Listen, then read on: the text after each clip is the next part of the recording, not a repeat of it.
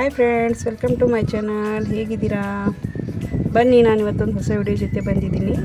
ನಾವು ಬೆಳ್ಳುಳ್ಳಿ ಯಾವ ಥರ ಹೊಲದಲ್ಲಿ ಬೆಳೆಸ್ತೀವಿ ಅನ್ನೋದನ್ನ ತೋರಿಸ್ತೀನಿ ನೋಡಿ, ಮತ್ತು ಯಾವ ಥರ ಮಾಡಿದ್ದೀವಿ ಅಂತ ನೋಡ್ಕೊಳ್ಳಿ. ಇಲ್ಲಿ ನೋಡಿ, ನಾನು ಇವಾಗೆಲ್ಲ ಬೆಳ್ಳುಳ್ಳಿ ಎಲ್ಲ ಹೊಲದಲ್ಲಿ ತೆಗೆದುಕೊಂಡು ಬಂದಿದ್ದೀವಿ. ಅದು ಹೇಗೆ ಮಾಡಿದ್ದೀವಿ ಅಂತ ಹೇಳ್ತೀನಿ ನೋಡಿ. ಮೊದಲು ಯಾವ ಥರ ಅಂದರೆ ಚಿಕ್ಕ ಚಿಕ್ಕದೆಲ್ಲ ಬೆಳ್ಳುಳ್ಳಿ ಗಡ್ಡೆನ ಎಲ್ಲ ಒಡೆದು ತೆಕ್ಕೊಂಡು ಈ ಥರ ಹಾಕಬೇಕು ನೋಡಿ. ಹೊಲದಲ್ಲಿ ಈ ಥರ ಆಗಿದೆ ನೋಡಿ. ಇವಾಗೆಲ್ಲ ಹಚ್ಚಿದ್ದೀವಿ. ಹಚ್ಚಿದ ಮೇಲೆ ಈ ಥರ ನೀರು ಬಿಟ್ಟ ಮೇಲೆ ಹೀಗೆ ಬರುತ್ತೆ, ದೊಡ್ಡದಾದ ಮೇಲೆ ಇದನ್ನು ಬೆಳೆಸಬೇಕು. 2-3 ತಿಂಗಳು ಬೆಳೆ ಇರುತ್ತೆ. ಮತ್ತು ಇದರಲ್ಲೆಲ್ಲ ಹುಲ್ಲಾಗಿರುತ್ತಲ್ಲ, ಹುಲ್ಲೆಲ್ಲ ತೆಗಿಬೇಕು. 3-4 ಸರ್ತಿ ಎಲ್ಲ ಹುಲ್ಲು ತೆಗಿಬೇಕು. ಮತ್ತು ಒಲೆಯಲ್ಲಿರೋ ಬೂದಿ ಇರುತ್ತಲ್ವ, ಅಂದರೆ ಹಸುವಿಂದು ಸೆಗಣಿಯಿಂದ ಮಾಡಿರ್ತೀವಲ್ವ, ಬೆರಳಿಯಿಂದ ಸುಟ್ಟಿದ ಮೇಲೆ ಬೂದಿ ಆಗುತ್ತಲ್ಲ, ಬೂದಿನ ಹಾಕಬೇಕು. ಅಂದರೆ ಚೆನ್ನಾಗಿ ಬೆಳೆ ಬರುತ್ತೆ. ಗಡ್ಡೆನೂ ಚೆನ್ನಾಗಾಗುತ್ತೆ, ಬೆಳ್ಳುಳ್ಳಿ ಗಡ್ಡೆನೂ ಚೆನ್ನಾಗಾಗುತ್ತೆ. ಈ ಥರ ಮಾಡಿದ್ದೀವಿ ನೋಡಿ. ಆ ಕಡೆ ಎಲ್ಲ ಮೆಂತ್ಯ ಪಲ್ಯ, ಸಬ್ಸಿ ಪಲ್ಯ ಎಲ್ಲ ಹಾಕಿದ್ದೀವಿ. ಈ ಕಡೆ ಎಲ್ಲ ಬೆಳ್ಳುಳ್ಳಿ ಹಾಕ್ಕೊಂಡಿದ್ದೀವಿ ನೋಡಿ. ಚೆನ್ನಾಗಿ ಬಂದಿದೆ ಬೆಳ್ಳುಳ್ಳಿ. ಈ ವರ್ಷ ಇಳುವರಿ ಚೆನ್ನಾಗಾಗಿದೆ. ಸುಮಾರು ನನಗೆ ಇಲ್ಲ ಅಂದರೆ ತುಂಬ ದಿವಸ ಊಟ ಅಂದರೆ ಅಡುಗೆಯಲ್ಲಿ ಬಳಸೋಕ್ಕೆ ಆಗಿದೆ. ಚೆನ್ನಾಗಾಗಿದೆ ಈ ವರ್ಷದ. ಹೋದ ವರ್ಷ ಅಷ್ಟು ಆಗಿದ್ದಿಲ್ಲ, ಬಟ್ ಈ ವರ್ಷ ಚೆನ್ನಾಗಾಗಿದೆ. 3-4 ಸರ್ತಿ ಇದರಲ್ಲೆಲ್ಲ ಹುಲ್ಲೆಲ್ಲ ತೆಗೆದುಬಿಟ್ಟಿದ್ದೀನಿ, ಕ್ಲೀನ್ ಮಾಡಿದ್ದೀನಿ ಎಲ್ಲ ಚೆನ್ನಾಗಿ. ಆದರೂ ಮತ್ತೆ ತುಂಬ ಹುಲ್ಲಾಗಿದೆ. ಹಾಗಾಗಿ ತುಂಬಾ ಕಷ್ಟ ಆಯಿತು, ತೆಗೆಯೋದು ತುಂಬ ಕಷ್ಟ ಆಯಿತು. ಸ್ವಲ್ಪ ಮಳೆ ಜಾಸ್ತಿ ಆದರೆ, ನೀರು ಜಾಸ್ತಿ ಬಿಟ್ಟರೆ ಹುಲ್ಲಾಗೋದೇ ಕಷ್ಟ. ಹಾಗಾಗಿ ಕಸ ತೆಗೆಯೋದು ತುಂಬ ಕಷ್ಟ ಆಗುತ್ತೆ. ಆದರೂ ನೋಡಿ, ನನ್ನ ಕೊನೆಯಲ್ಲಿ ಎಷ್ಟು ಹುಲ್ಲಾಗಿದೆ ಒಳಗಡೆ ಅಂತ ಕಾಣಿಸ್ತಾ ಇದೆ ನೋಡಿ.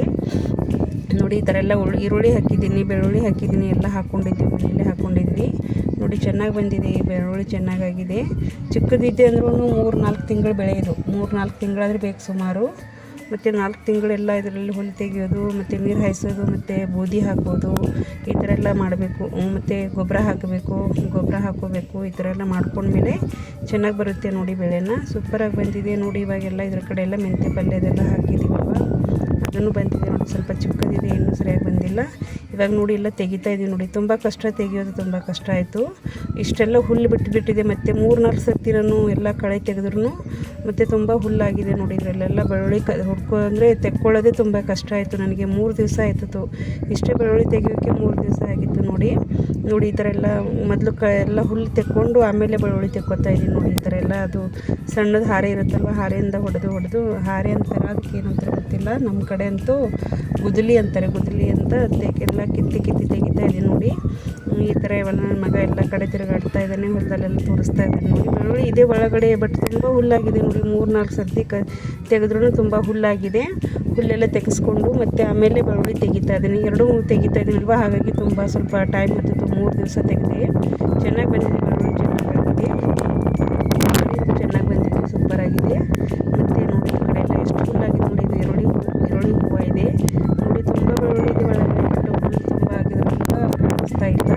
ನಾನೆಲ್ಲ ಬೆಳ್ಳುಳ್ಳಿ ತೆಗೆದ್ಮೇಲೆ ಎಂಡಲ್ಲಿ ತೋರಿಸ್ತೀನಿ, ಎಷ್ಟು ಬೆಳ್ಳುಳ್ಳಿ ಆಗಿದೆ ಅಂತ ತೋರಿಸ್ತೀನಿ ನೋಡಿ.